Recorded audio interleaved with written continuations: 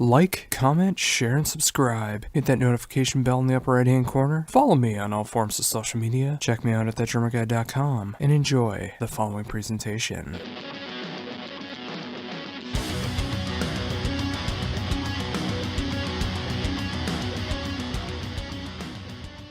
Hello? Josh. Hi, how's it going? Good. Oh, well, This is Steve from Monstrosity. well, awesome. Well, thank you very much for taking the time to do this interview. No problem. Oh, of course, just like mentioned, we're here to talk about the brand new album from Monstrosity, which is coming out September 7th through Metal Blade. I've gotten the chance to be able to check this album out over the past weekend, and I just gotta say, I really love the direction that you guys are going in. I mean, the production is absolutely stellar on this, the songwriting is top-notch, I love the musicianship that's going on throughout the entire album, and I can't wait for everyone else to be able to check out this album as well. Yeah, me too.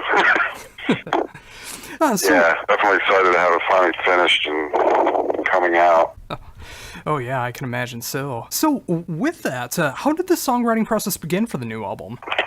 The first song was written in 2011. I wrote a song called Eyes Upon the Abyss. And then from there, me and Mark English got in the band room together, we had some, might even been Kingdom of Fire, the song that we put out today. And we started working on that one, I believe. And from there, I sent my song to Matt Barnes, and he ended up adding some riffs and changing some things here and there, beefing it up. And then he sent us a new version of that song, and then we ended up kind of working on it in the band room with me and Mark English. And it was pretty much me, Mark English, and Matt Barnes who kind of wrote all the music. And then I worked with Mike Wojcik on the lyrics and stuff to get that part of it finished. So it was pretty much us three and just getting in the band room a lot, and hashing everything out. Mark likes to, build it up and tear it down. And it's something we've always done anyway, but he kind of tends to take it to another extreme. So just more of that, like really working and refining everything. That's just kind of how we did it. And it was about 2015 is when we started actually tracking the album. So it was basically between 2011 and 2015 is when we wrote all the songs. Yeah, so that's gotta be a great feeling now. I mean, with the 3 years since the ending of the writing of the album, it's great. It's gotta be a great feeling to finally get these songs coming out in just a month. Totally. It's been so long. It's kind of, to be honest, I'm kind of, beyond it.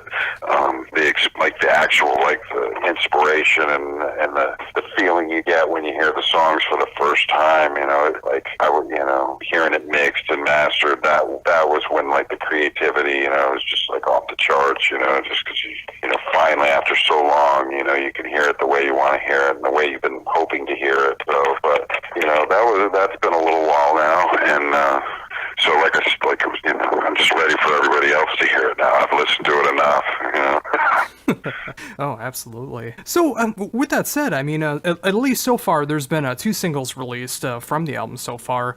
How did you decide what songs to release from the album? It was actually kind of tough. There wasn't a super standout song. That, sometimes there's songs that just you just know right off the bat that's the song. And then there's other times where you just kind of don't know, and that's kind of why, we just, started with the first song, and now we're on to the second song, which, for Cosmic Pandemia, the first song, it just kind of seemed to have, it wasn't just focused on speed or focused on, blinding musicianship. It was more about that main riff, and it kind of had a strong chorus, whereas we came out with that idea first, was this song's a little more death metal, a little more, got a little more chops showing off, and a little more what people would expect from Monstrosity. And plus it has, some other variables too, other directions that it goes in, so it kind of, it's not just one thing all the way through. There's peaks and valleys, and kind of has, some dynamics to it, and hard to say, exactly what, makes us decide on singles, but it wasn't easy, I can tell you that, just because there are so many good songs on this record. Yeah, I couldn't agree more with that. I mean, there's pretty much, you could have chosen any song off this album and it would have been a cool representation of what to expect from this album, but I like the 2 choices that came out, and it was great to see that Kingdom of Fire actually came out today, the day that I'm actually able to talk to you about the album, just seeing people get a second taste of what to expect from this album. Right, and there's people that, like I said, the first single was meant more to showcase songwriting. It wasn't really a chop song, so this song has a little more chop. So I think the fans that like it a little more busy, are happy, So, and there's other songs too that they're gonna find, which, to me sometimes it can be too much, like the technicality goes over people's heads, or it just doesn't grab them right off the bat. It's more of a culmination of listening to it a bunch of times, is where you finally get it. Where some songs are more immediate and you can grasp right off the bat. So it's hard to find the balance there and figure out what people want, So we just kind of do what we do and hope that people like it, Exactly. I mean, that's the most important thing. I mean, especially in a day and age like this in 2018. I mean, you got to be happy with the music that you're making. You got to be happy with the way that it's being written, and just like being in a band nowadays. I mean, if you're not happy doing it, I mean, it's not going to be fun the rest of the time. Right. And some bands, they just get to a point where it becomes a product, and they just want, as long as it's, they get a certain sound and a certain thing, they don't really go the extra mile to make everything perfect or great or whatever it is. They just want to get something out there as an excuse to tour. And we've never wanted to be that kind of band. We always wanted to, make sure that every record was strong, every song was as strong as it could be, and just not just put something out just for the sake of having it out, And that's another reason why it's taken so long, is because we're just perfectionists, and it just takes forever to find perfection. Oh, absolutely. And I would rather have that quality album from Monstrosity than a quantity of albums where your heart's not really in it. Right, that's me too. So, we could, rush and have albums out every year and a half, but it's just, to me personally, it just wouldn't be worth it to sacrifice the quality, With most Monstrosity albums, it's usually averages about 4 years between albums, and that's a long time, So, to me, that's like a generation, it gives it time for experiences to happen and for us to grow as musicians, And then there's the whole other aspect of trying, working out the budgets to get the albums recorded, and, lineup changes that may happen from time to time, there's always that, which slows things down, and the business is just always kind of screwy, and there's just always something to deal with that's messed up, So there's the normal battles that we have to fight through as well, much less just trying to these budgets aren't cheap to record these albums, and we don't have, even though we have Metal Blade behind us, it's not like we have a huge management team or anything behind it. It's pretty much always been me behind the scenes, So we're just, just happy that the album's finally coming out and that people can finally hear it. Yeah, and that's what I appreciate so much about it, It's just I know how much heart and soul does go into Monstrosity, and, sometimes it does take a little longer than expected to get an album out. I mean, be it, financial reasons, be it business reasons, be it inspiration, or whatever the fact is, but, it's just when I'm finally able to listen to this now, I think this is my 4th day of being able to actually fully check out the album. It's just, I love all the time and effort that went into it, because it does feel just like an absolutely stellar release from Monstrosity, and it's gonna hold me over until the next album. I mean, I love where you guys are at right now. Awesome, buddy. Appreciate it. It's been so long that it's like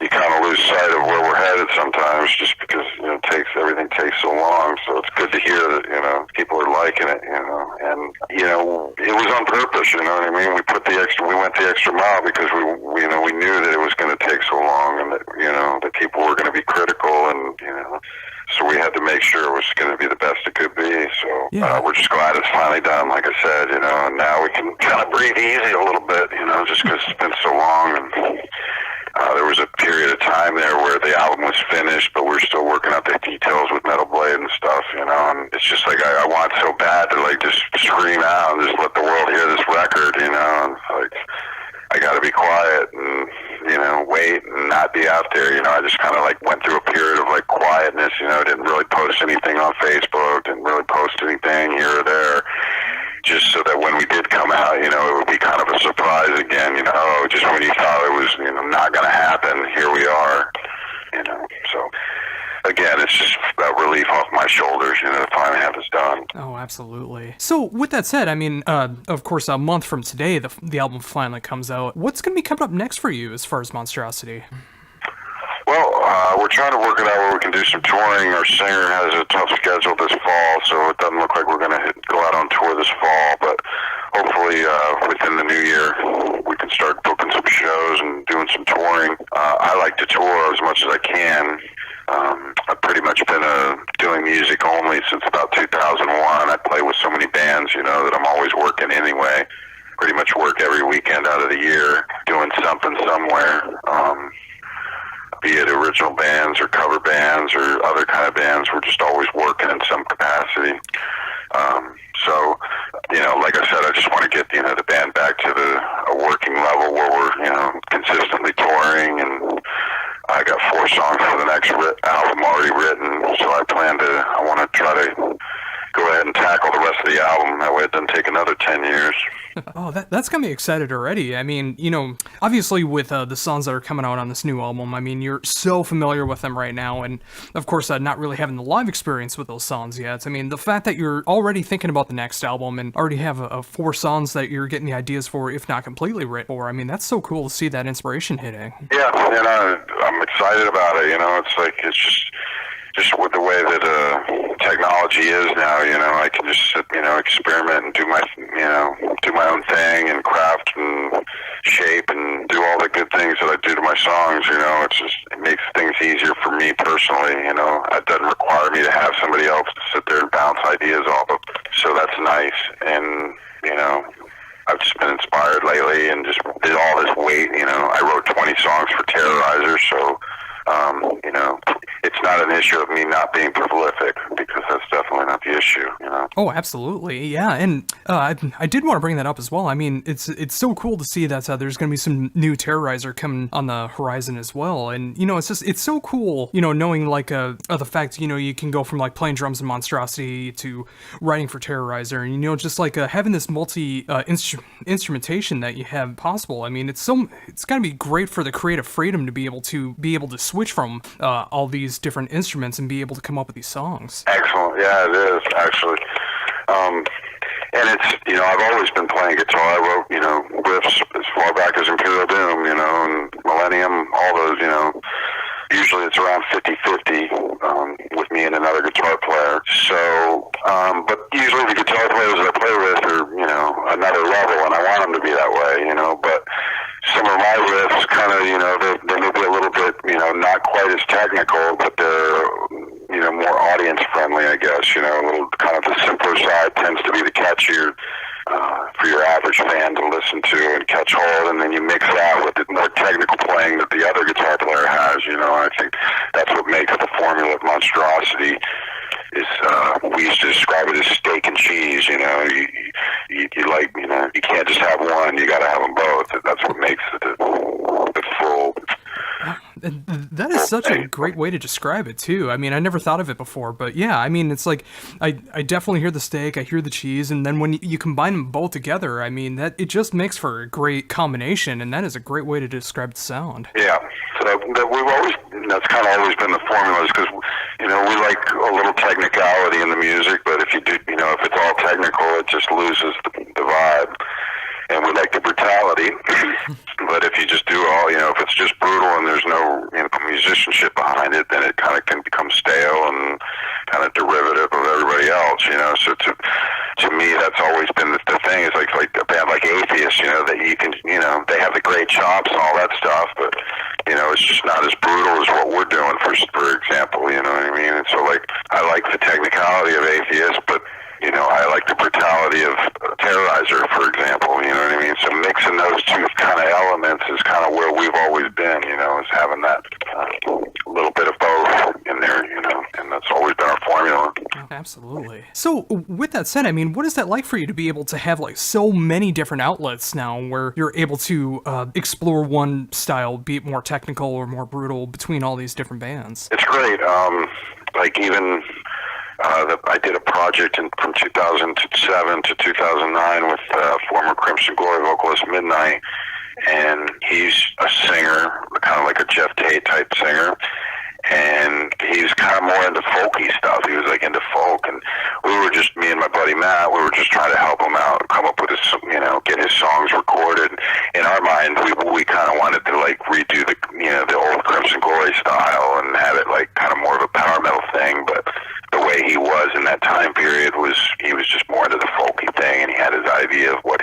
songs should be, and blah blah blah.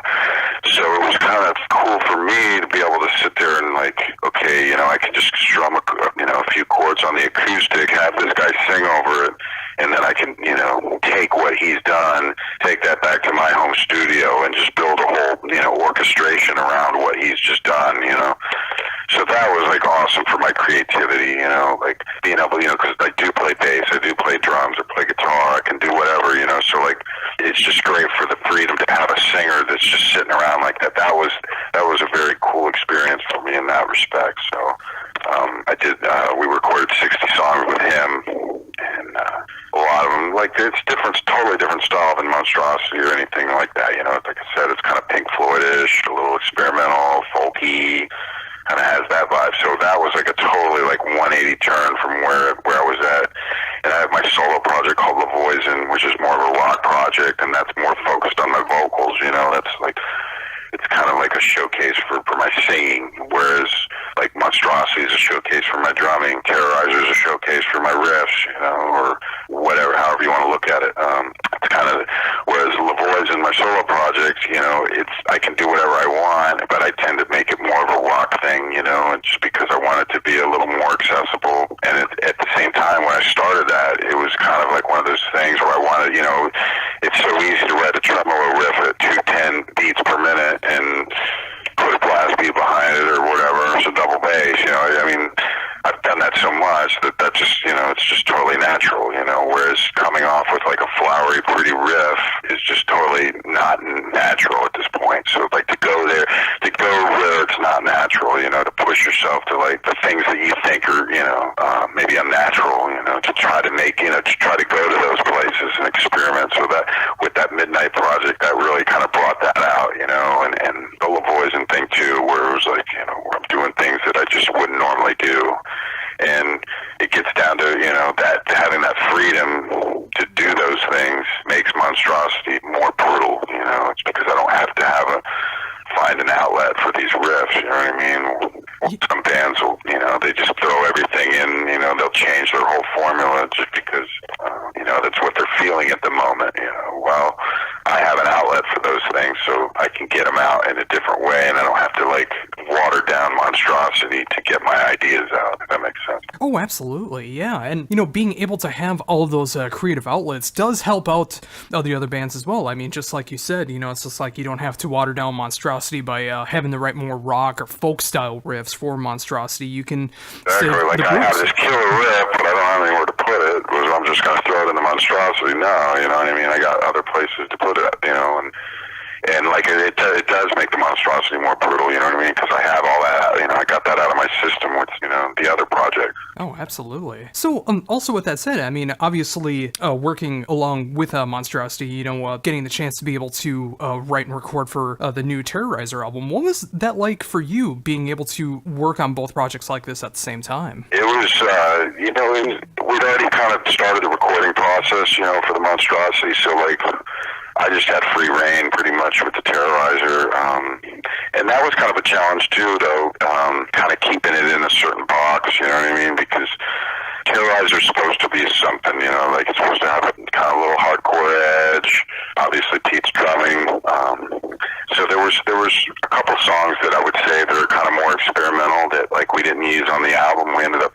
we recorded them, but we didn't use them on the album. And I don't even know what's going to happen to those songs, they're there, they're recorded, they're finished, but we just, I kind of, wanted to keep the Terrorizer, the pure, the grindcore kind of feel, and we let it, go.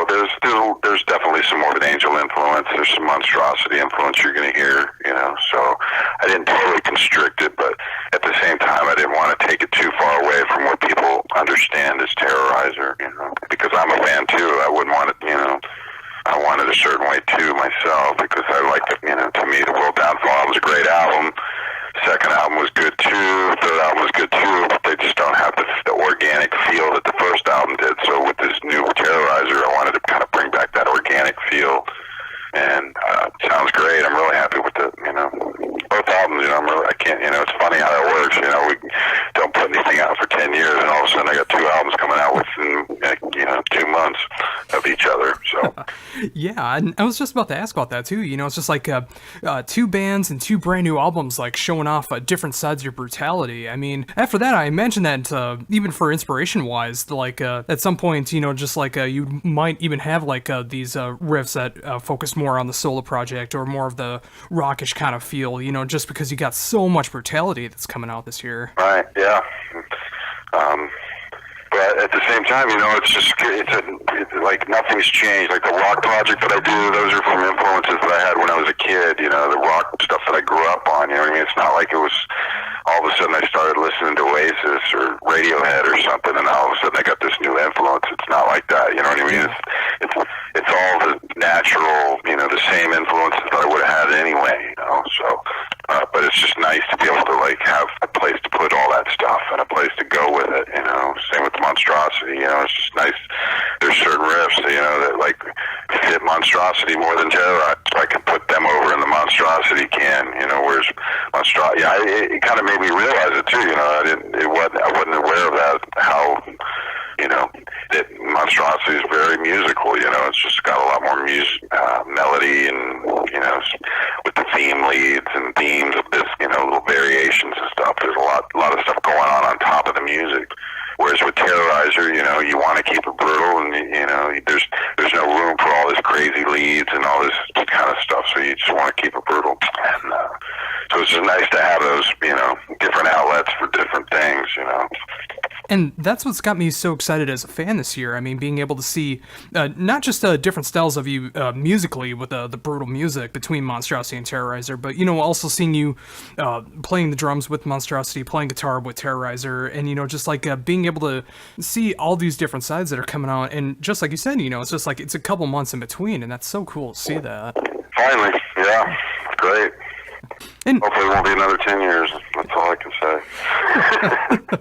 So with that, I mean, obviously with how busy you are with, between all the bands and projects and fill-ins and session work and all this other stuff that you're a part of, like, what do you go to now when you got, like, spare time and you're just wanting to mess around with stuff? I mean, do you mainly, like, focus on the guitar, or do you sit behind the kits, or do you even have time to be able to do that? I usually just sit down at the computer and throw on some songs on YouTube and just play along with them. That's kind of what I do, like cover songs or whatever I'm listening to at the moment. If I'm working on something, then I'll work on it. But if I'm just hanging out, usually it's some kind of classic rock stuff, and I'll just play along with it and kind of half-heartedly learn it, So with that, what are some of the latest ones that you've been working on? Just for your own spare time. Lunatic Fringe is my latest cover song. Nice. That I got coming. That'll be next.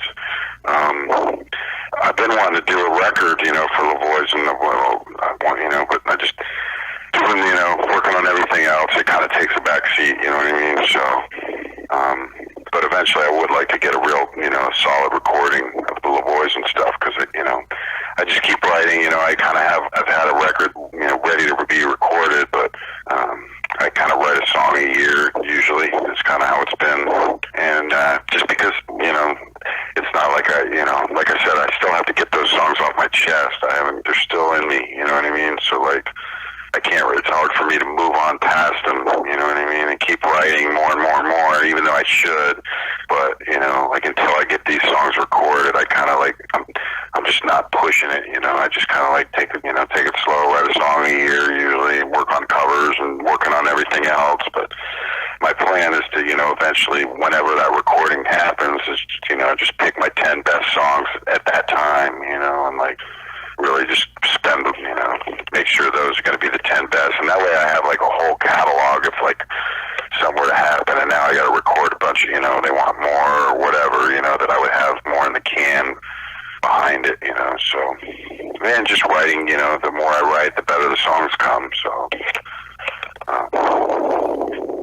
Yeah, absolutely. Yeah, it's just, and my voice is getting better too, like it's been, I worked with Midnight, he taught stuff, like I'm kind of singing, I'm more of a lower register, he's kind of the high-pitched guy, but, definitely working with the guy in my cover band, a guy named Joe, he's a super cool dude, and he's a great singer, and he teaches me a lot about singing, and we have, great conversations about it, and it's just, it's a learning experience. and I'm still learning, and every show's still a new lesson, even to this day, even no matter what it is, I'll learn something from every show we do, something I shouldn't do or something I should do. Yeah, and it's so great to see that too, with, the amazing discography that you've been able to have and the resume of bands that you've been able to work with and be in or help out with. It's just the fact that you're still constantly wanting to learn and improve yourself as a musician is just so inspiring to hear that. Yeah, there's guys out there who's like, dude, what are you doing? It's time for you to retire, or, or whatever. They're like, aren't you getting a little old for this? It's like, to me, no, you know what I mean? I'm a lifer, I'm going to be here for life as far as I'm concerned, and I want to, keep learning. I want to keep experimenting, keep growing and doing this, Yeah, absolutely. Hopefully then, record, the third, not the next record, not the one after that, but the one after that will be the best one, you know what I mean? Oh, absolutely. Yeah, I mean, as long as that passion is still there, as long as you want to continue to strive to improve and, just like explore all the sides you're playing, whether it's singing, whether it's more technical guitar work, whether it's drumming, there's so many different outlets of what you can learn with music and so much to explore. And, again, whether it's solo work, whether it's cover band work, whether it's any of the brutal stuff that you've been a part of, just constantly learning, keeping that inspiration and creativity going. I mean, the best albums are still yet to come as long as that inspiration is still there. Exactly. So hopefully, we'll see what happens. Absolutely. And with that, I think that's a fantastic note to end on. Thank you so very much for taking this time to be able to talk to me about everything that's going on with Monstrosity right now. And, it's so cool to see that after all this time, this album is finally going to be available for everyone to check out just a month from today through Metal Blade. And, of course, not long after that, the brand new Terrorizer album, which I'm very much looking forward to hearing. And all the stuff that you got going on as far as live work that you got coming up and new projects that you might be filling in for or starting, and the solo work, which you got me very intrigued by that, and hopefully more of that will be coming into fruition as well, because I would love to be able to hear that side from you. Definitely. Excellent, brother. It's all coming. Stay tuned.